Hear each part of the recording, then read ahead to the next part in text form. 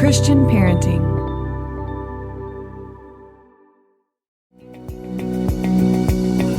Marriage is the foundation of our families. When our marriage is strong, our families are strong. When our marriage is struggling, our families struggle too. We all know we should prioritize our marriages. However, in the busyness of life, it is so easy to push our marriages to the side and say we will focus on that later. If you're feeling the nudge to invest in your marriage, Christian Parenting's newest digital guide, Marriage Simplified, is the resource for you. Additionally, if you're struggling with difficult conversations about divorce, blending families, in-laws, or single parenting, we cover those topics head on too. Inside this guide, you will find our best and favorite podcasts, videos, and articles on all things marriage. You will also find conversation guides and discussion questions for your spouse and your kids. The best part is, since this guide is digital, you can download it straight to your phone or your computer and search through the resources whenever you need. Marriage is far from simple. I can attest to that, and no guide can truly simplify it. But we are so glad that you are taking the time to pore over these resources and strengthen the relationship and family that God has blessed you with. You can go to cpgive.org to download your copy for just $5. That's the best of the best resources from top Christian parenting contributors for just $5. Again, that's cpgive.org.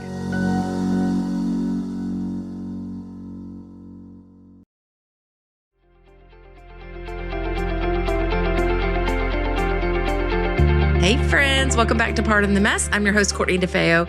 I hope your summer's going well. Maybe it just started. Maybe your kids just finished school, depending on where you are in the country or in the world. But I am so excited to have summer upon us. That was a stressful year.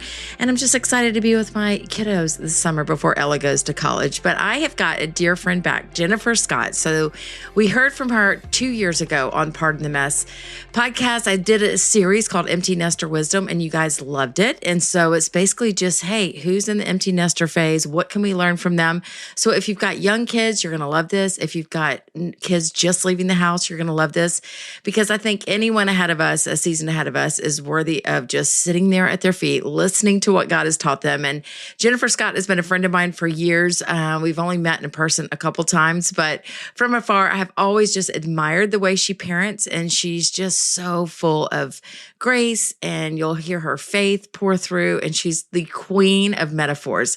You got to listen. She said, I speak fluent metaphors. And as she talked about 2 years ago when her triplets went to college, she talked about that they were baby adults and they were just learning how to be adults. And as she comes back this week, she talks about how they're toddler adults. And I just love that, because she said, things that it's like, oh, they've got this, they can walk, and then they'll fall down and then they'll walk again. And so just listen in as she's processing what God has taught her, where her kids are 2 years in. And it's really helpful. And by the way, for most of these ones for the next 9 weeks, or in the 9 weeks we do Empty Nester Wisdom, I basically cry every week. And so bring your tissues, especially at the end of this one. But I'm really glad I did it, because I think as I process how to let go of Ella and do it well and freshen the emotions of a graduating senior, it was helpful for me to hear from people that I admire so much.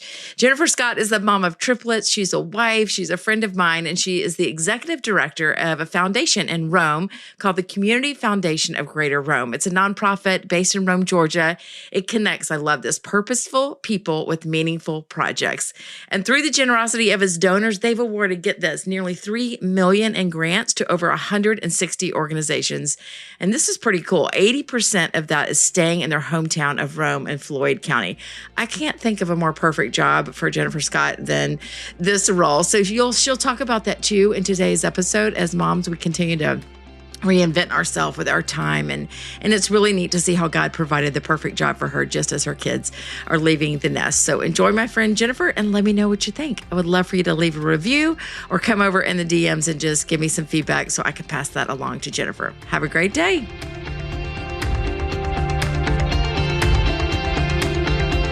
Hey, Jennifer. Welcome back to Pardon the Mess. Hey, Courtney. How are you today? It's a beautiful spring day, and I'm great.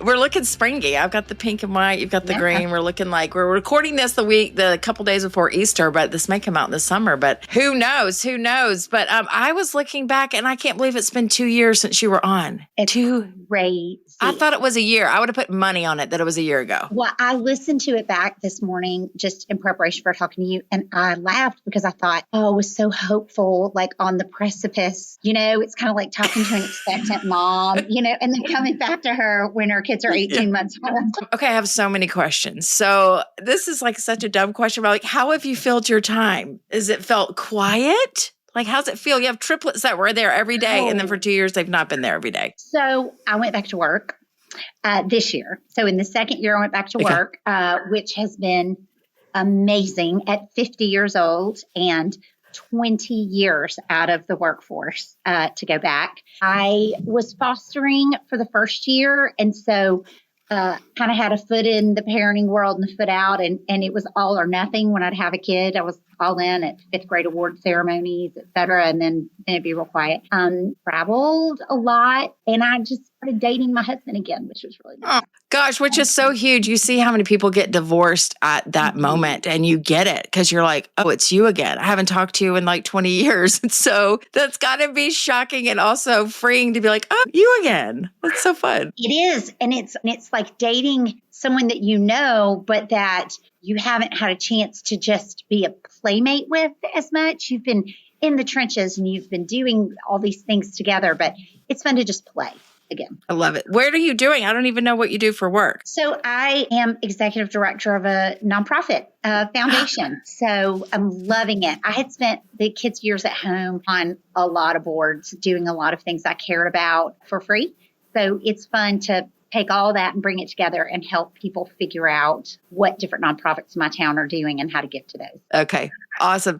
All right. So you listened back this morning and we'll link to that first episode, but tell me what was better than you thought. And I didn't give you this question ahead of time, so I'm throwing one at you, but what was maybe better than you thought, or maybe what was harder than you expected? Again, I just compare it to being about to give birth, and you've read all the books and you've felt the pains and you kind of know what's coming. I think what's been better than I thought is there is a lot to be said. This is going to make people clutch their pearls, but for out of sight, out of mind. And there are a lot of lessons that it's just better that your kids are learning, for me at least, without me right there, because the pressure to intervene, to try to redirect, to try to go, if I were right there all day, every day, versus them being away where even if I wanted to, I couldn't really, intervene or change things. What's worse than I thought is Thanksgiving is really hard because it's this short holiday and everyone's coming back with all this pressure and trying to reacclimate, but they are different versions of themselves than what you sent off. So the family dynamic is there, but it's different every time because of the ways they've grown and changed or whatever they happen to be going through. So I thought it was just freshman year Thanksgiving so hard, but it happened again this year. And so now I've just learned to kind of change my expectations for really short holidays like that. Christmas break, you've got a lot more time to kind of work things out. But there's short breaks. You just got to love each other and that be enough. So are they just pushing up against boundaries? Are they spending time with their friends? What makes the rub so hard?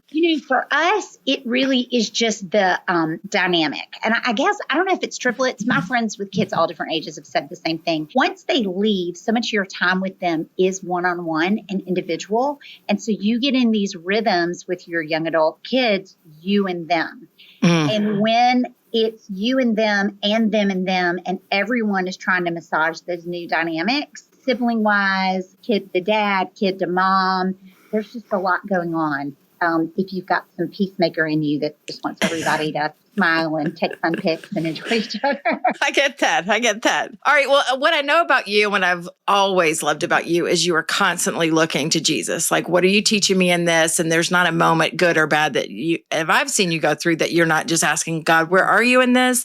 And what are you teaching me? And so what is God teaching you right now in this season of parenting these kiddos? Yeah. So right now in this season, God is teaching me a lot about not looking back and going, ooh, could we have avoided this lesson or that lesson if we had done this differently? And to remember that at every stage, we did the best we could with what we knew at the time. And it is so easy to think, but the outcome isn't yet what I, hoped or thought, or, oh, we hit this bump in the road. And I'm just learning a lot about obedience for obedience sake, not obedience for outcome's sake. Wow. That is huge. I'm feeling that already. And as you know, Ella's going to college in the fall. And there's something in me that doesn't want her to struggle because of me. And I think that I get panicky about what if this is her story and what if this. So I'm more like almost anticipating pain that would be my fault. And so that is a weird dynamic to be like, okay, but so I love that you said that because it's like, hey, I did the best I could. She may or may not hit that bump in the road, but it's almost like casting ahead, being like, because you had time before. I think before you're like, oh, we've got another 4 years to kind of sort that out. And you're like, no, she's leaving in August. So we've done everything we can.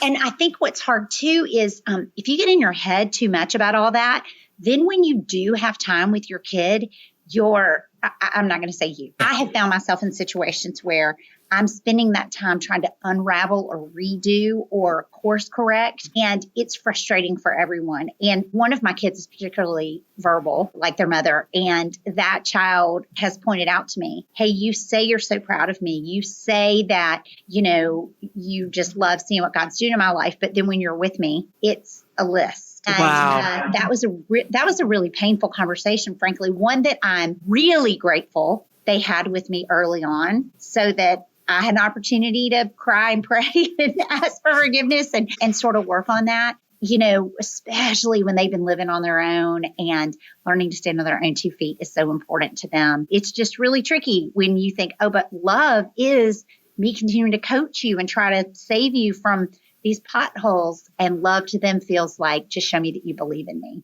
Wow. So I had a conversation with Sissy Goff and David Thomas last week, and they said connection over correction. And I'm like, oh, say it again, because I wouldn't call it correction. I would call it like lovingly guiding, or what would we say in a 90-day review at work? Like, here's your coaching, or here are your areas for improvement. Like, and it just feels like correction. And so I'm so glad whichever one of your children said that, because I'm going to need to sit on that and anticipate I would do that. I would be like, and here's 8 more things I forgot to tell you. Yes. So, and some of it is our own, like they're gone and we're sitting at home and we are kind of looking in the rearview mirror and which there is some wisdom in that. But I think at some point, just what has been is what has been. And of course, if you need to apologize for things or you need to, but just the nitpicking and the Monday morning quarterbacking, it's a very slippery slope. And pride often can get really involved in that for us. Yes, gosh, absolutely. Hey, I want to go back to your job for a second. I want to ask you about this. Was that scary? I can anticipate there's a lot of moms out there that were not in the workforce full time for some time. Did you go through insecurities? Like, do I even know how to do an email? Like, we had fax machines. What in the world is happening? Yes, I did. And what's great about this is I had been involved in this organization already. Okay. And was asked to come and do this. So that helped a little bit, but a lot of laughter there's only one other person in my office. So I didn't know how to scan on a scanner. And we used this software and, but also I do think it's helpful to think of it in terms of my children. Everything about adulthood and young adulthood is coming at them fast and they're having to learn. And so there is something really great about knowing my story isn't done yet. I'm 50 years old and God willing, I still got decades where I can be a contributor. And so it's exciting and humbling. Definitely there've been some moments where I'm like, oh, what in the old days of like dialing in and leaving voicemails for everyone? What are listservs? What are we doing? Oh, that's amazing. That's amazing. Well, and I think for me, I've had conversations with young moms that are looking ahead going, if I feel like God is nudging me to stay home, but I'm scared of what that would mean on the other side. And so what I'm hearing you say is that he's going to sort it out. It's like, yes. And what's interesting is I used to tease with my husband, like my dream job would be XYZ with no idea that really that could be a job. And I'm doing it now at 20 hours a week. So I can still travel and see my kids. And anyway, it's just a really sweet reminder that God is preparing us for what he has next, even when it doesn't feel like it. So good. So good. All right, back to parenting. So empty nest stage, what does it require? Ooh, restraint. I know you're a SEC football girl, so you will get this analogy, but a lot of really emotional coaches have what they call get back coaches that hold their belt loops to keep them during particularly emotional parts of the game from crossing the line Yep. and getting on the field and getting in trouble. And my husband and I have really had to learn how to be each other's get back coach because we have different triggers. We have different things. And there are some things that's really easy for me to not intervene on. And his set of things are totally different. And so we will teasingly sort of pull each other's, back of our pants sometimes and go, get back, coach, get back. I love that analogy. And I think it is as exhausting to show restraint as it is to do the heavy lifting of parenting. And I think for me, the exhausting part of parenting is knowing right now at this stage, knowing when to just get back. I'm not very good at getting back. So this is going to be, can you move in with me and grab my belt loop? That'd be amazing. Listen, only if you grab mine back. So good. And I think have learned, not only am I getting better at getting back, but I'm also getting better about apologizing and saying like, hey, I should have just not gotten involved. And I typically will mess things up more than I will help. It's like, you got to remember, and I'm preaching to myself that Ella's 18 and she knows what she's doing for the most part. And even if she messes it up, I would have complicated the whole thing. I've done that on multiple like homecoming prom things, trying to like fix it and make sure everybody has a spot. And then I've messed the whole thing up. And she's like, if you would just let me communicate about the dinner. I mean, those are silly examples, but I can imagine as the stakes get higher, it's hard to get back when this could mean major things for their life, right? Yes. I mean, things like changing majors, things like, the friend group that they found. There have been a couple of things where I've just been like, and learning to get back because the lesson, just like in our own lives, is so much more cemented into them when it is about choices they made and the consequences of those choices, as opposed to them blaming us, right? Like that would have all worked out if, so getting out of the way also takes some of the scapegoat and allows them to really learn and to get their legs under them. Have you ever struggled to connect scripture to the issues that you're facing today? You can discover what the Bible means to your own life with the NIV Application Bible from Zondervan. It features thousands of study notes that are drawn from the best-selling NIV Application Commentary series. Throughout this Bible, original meaning notes help you explore the meaning of the biblical text, while the application notes help you relate the Bible's teaching to your everyday life. There are also book introductions that provide perspective and application for every book of the Bible, along with character profiles and questions to spur on your own growth, and articles to explore the different aspects of God's character. Together, these tools will help you learn what the Bible means and discover what it means for your life today. Find out more at nivapplicationbible.com. That's nivapplicationbible.com.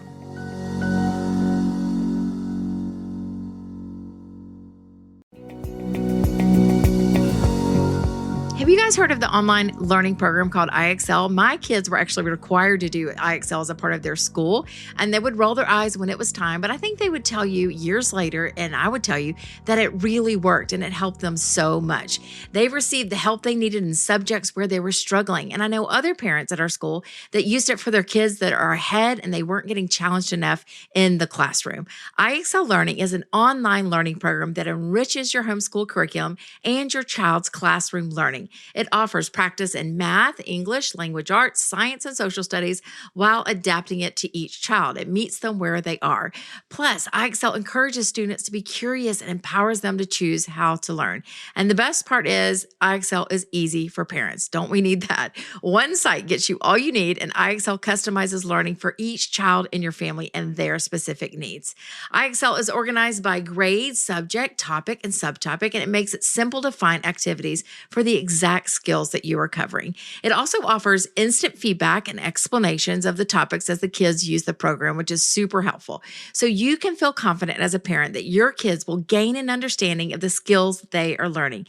Make an impact today on your child's learning. Get IXL now. And Pardon the Mess listeners can get an exclusive 20% off an IXL membership when they sign up today at IXL.com/today.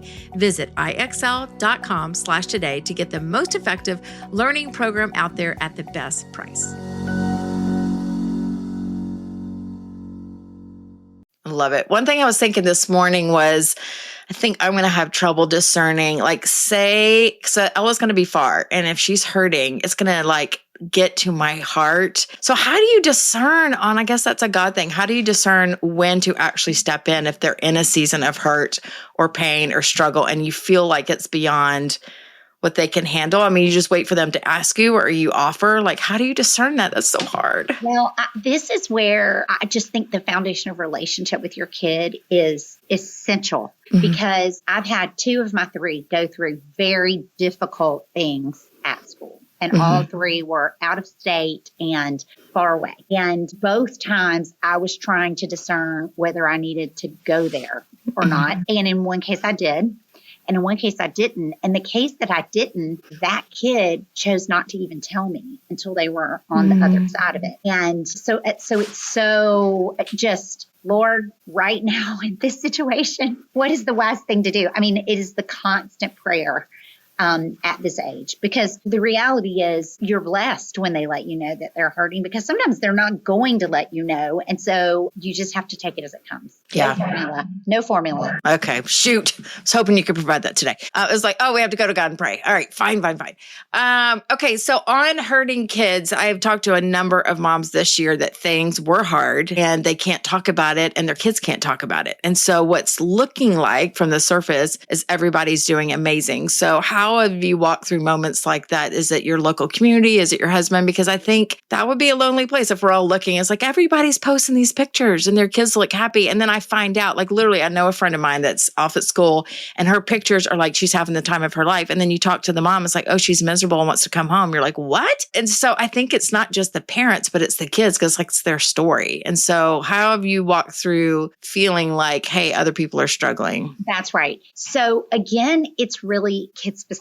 And I have one kid who has let me know over and over and over again how much they value their privacy. And so that kid, when they're going through a really rough patch, is a very small circle that is praying and knows. I have another who came home, after a first year. And so there's no way to really keep that. Yeah. They're home. And so we've been practicing how to talk about that, what parts of it to talk about.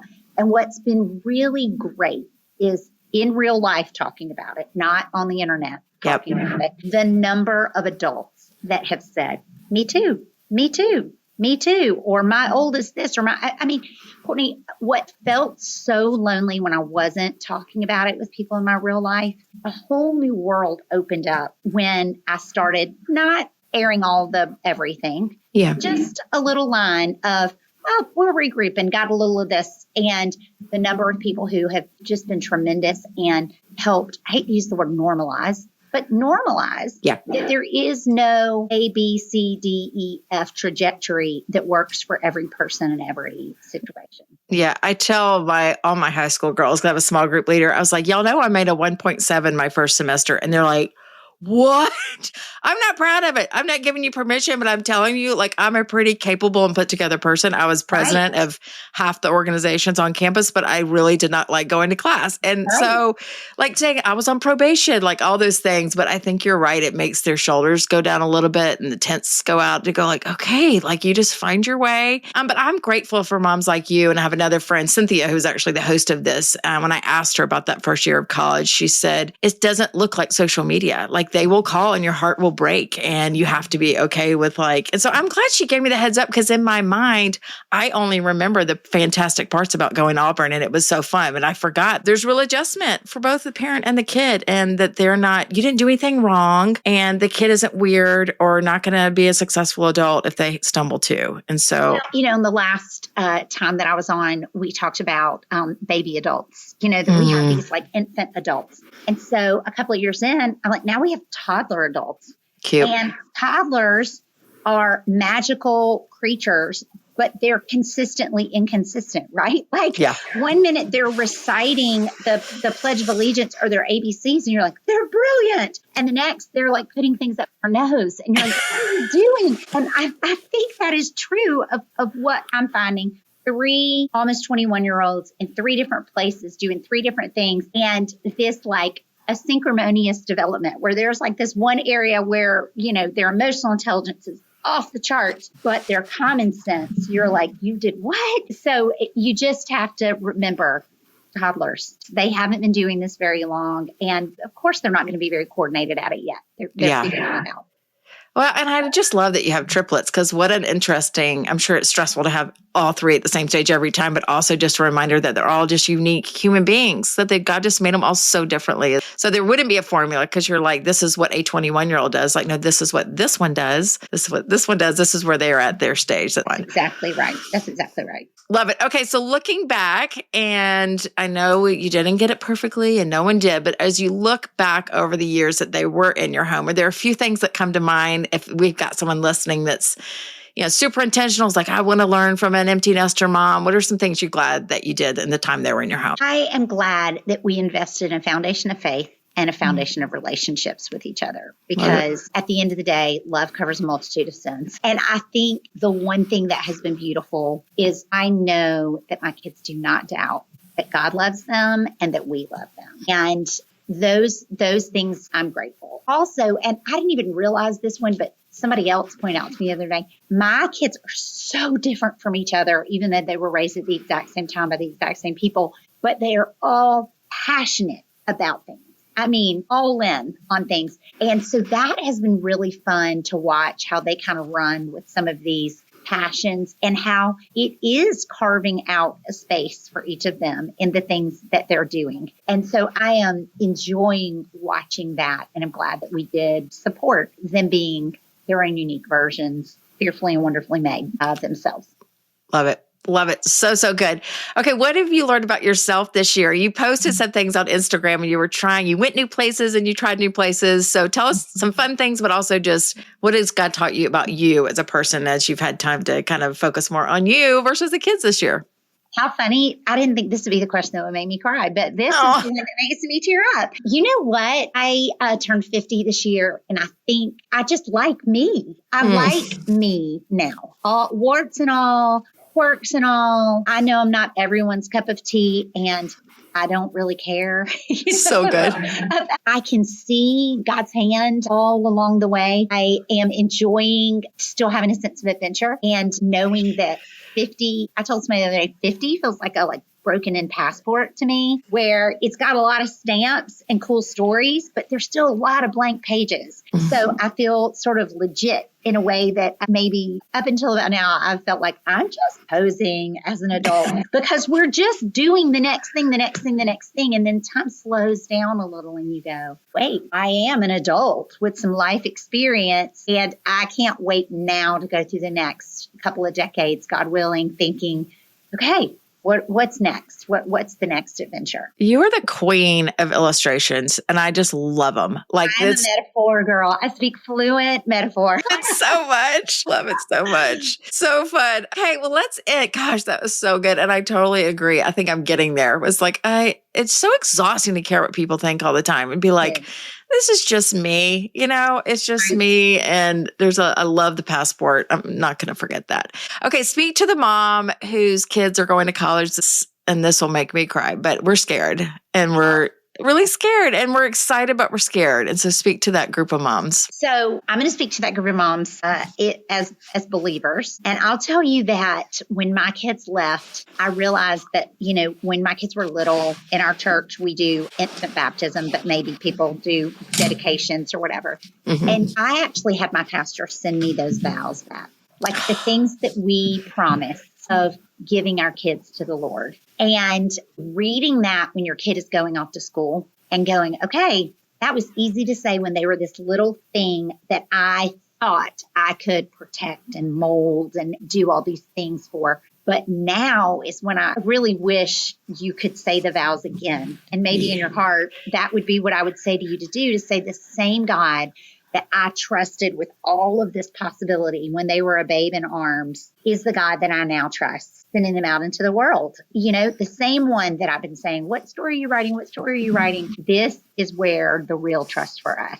comes into. Whoa. Do you have that? Will you send it to me? I will find it. I've got to think who Jeff Henderson did. I think both of mine. So I'm like, that is a brilliant idea to look back and just look at what they said and what we prayed. promises. It's like a vow renewal in your marriage, right? You're like renewing your vows in parenting of, okay, God, I really mean it, even more than I ever had to, and confess in the places where maybe you can't say that you honestly really mean it and you're nervous and scared, and be able to be honest about that, because we all are. And you know what you said about feeling lonely. I go on a lot of long walks with moms, and we are all scared. We're all trying to trust. We're trying to do the right thing. We're trying to release the reins. But it was our sole job for the first 18, 19 years to keep them safe, to keep them alive, to try to, and so to just rip the Band-Aid off of that and say, okay, that's not my job anymore. It was fun. And so give yourself grace in figuring out how to do that. Yeah. Okay, I'm a mess. It's like that Moses in the basket. You're like, I just want to go with you, but I can't. And it's like, it's horrible. Yeah. You can't. Man. And you shouldn't. And I'll tell you a passage of scripture that I've been going back to is the story of Joseph in Genesis. And, he was the favorite. He had his coat of many colors. And then all these things happened. And I teach 5th and 6th grade girls Sunday school. And we draw out a plot line every time we do the story of Joseph's life from here to here, up and down, up and down. And over in, I think it's chapter 39 says, and God was with him. Oh, and wow. God was with him. And God was with him, not just in the highs, but in the lows. And that's just the part that you've got to know. That's the beauty of our faith, is that when you're not with her, he is. And he can do a lot more than you ever could anyway. True. He's way better at it. Jennifer, thank you so much. It's so timely for me. And I love that I get to hear it now, just a couple of weeks before graduation as we record, and then I'll get to replay it right before she leaves this summer. So thank you for being just so honest and real and inspirational, but also just, like you said, settling, like to be like, I am not alone in these ups and downs as a mom. You're fantastic. And I just thank you so much for being here. Thanks for having me, Courtney. Loved it.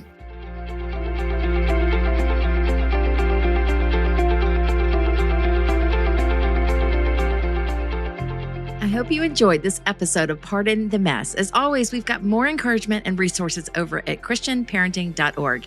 And you can also stay connected with us on social media at Pardon the Mess. And if you like this episode, I'd love for you to do 2 things. Press follow on whatever podcast platform you love, and also be sure to leave a rating so other parents can find us. Remember, you're never alone in this beautiful mess of parenting.